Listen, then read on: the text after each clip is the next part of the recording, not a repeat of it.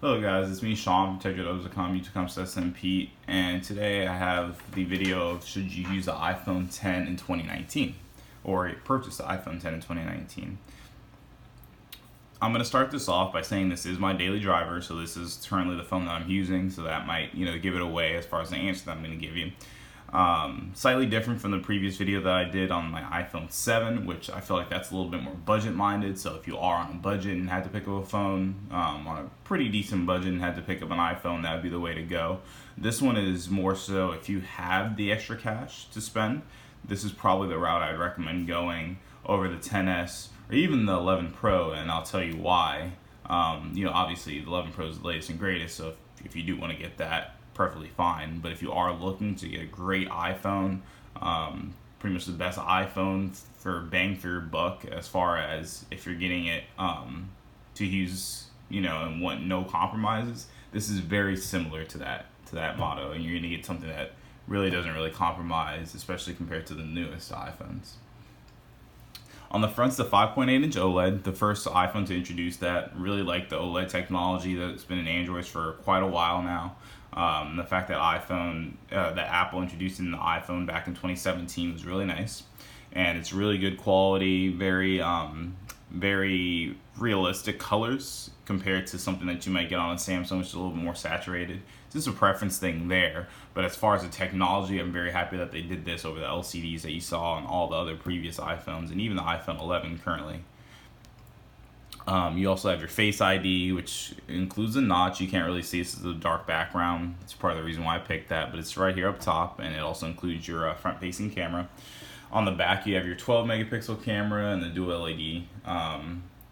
the dual camera aperture, as well as your dual LED flash, True Tone.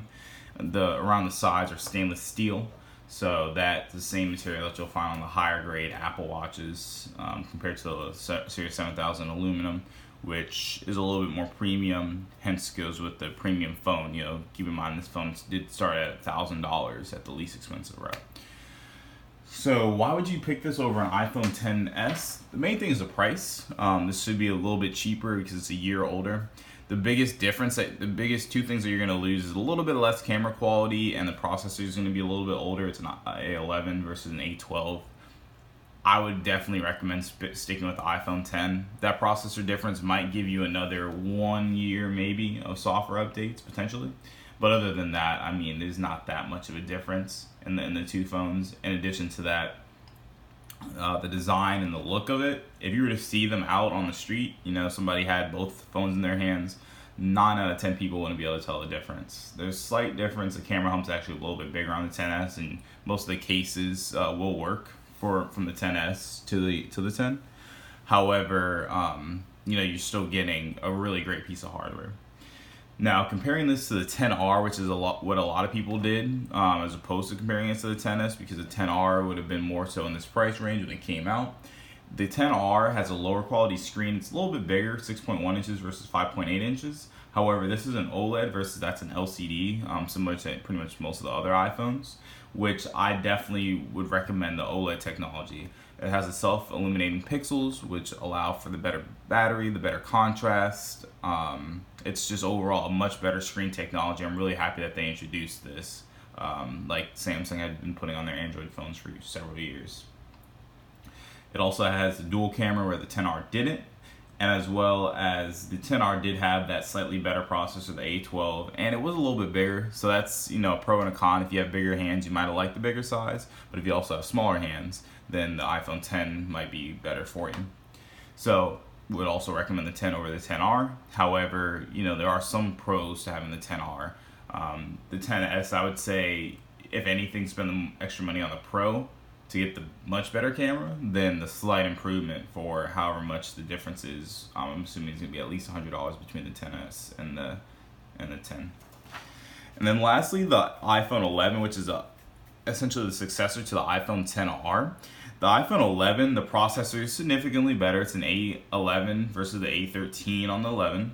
The battery is also better on the 11, and that's something that you also did here. The 10R got pretty good battery life, so that's another pro there. However, you still get that OLED display on this iPhone 10. You're also getting 3D touch, which is eliminated on the 11. series phones. So that's that quick shortcut. So you can, essentially just press down on a program and then get different sub options. It's replaced with haptic touch on those phones, which essentially is just a long press like Android's had for several years now. I really like 3D touch. If you do use, I don't use those features a lot, but if you do, and the times that you actually do end up using those features, this is just quicker because it actually detects the difference in sensitivity when you press down on the display. So that way it will happen immediately as long as you're pressing hard enough versus having to wait for that time delay, which essentially is what it's monitoring for with the haptic touch. However, they did supposedly increase the battery size because they took out that layer in the screen. So there's pros and cons to it, but I definitely would rather have the 3D touch than not have the 3D touch. And then lastly, the price. Obviously, the price of the 11 is going to be a little bit more than the 10. The 10 you can probably find from anywhere between $400 to $500 on a used market. Keep in mind it's 64 or 256 gigabytes versus I believe the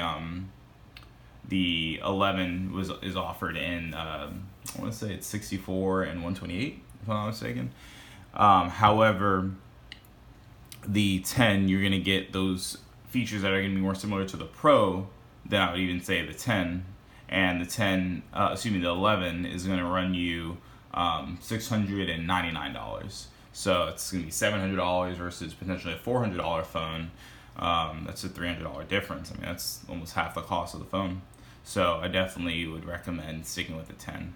The only time that I really recommend sticking and going for another option other than the 10 is if you're going for the 11 Pro, the 11 Pro or the 11 Pro Max, because those are inherently the better phones, but they're much more expensive, and I don't think it really justifies spending the extra, $600 to get a 64 gig iPhone 11 Pro versus spending $400 on the iPhone 10 and $600 more, so $1,000 on the Pro versus $400 on a good quality used 10. In addition to that, the Pros and the 11 Pro, 11 Pro Max, and the 11 Pro are obviously going to get updates longer, so that's another thing to factor in. But I definitely think spending the money on the 10, even now in 2019, is a good idea. So if you guys have any questions, please drop them off in the comments. I look forward to hearing back from you guys. Fast charging and wireless charging is something that's also here on the 10, the exact same that you're going to get on the 11 Pro Max. So that's another cool feature. So yeah, like I said, if you guys have any questions, feel free to drop them off in the comments. I do highly recommend picking this up though in 2019. I'll talk to you guys in another video. Goodbye.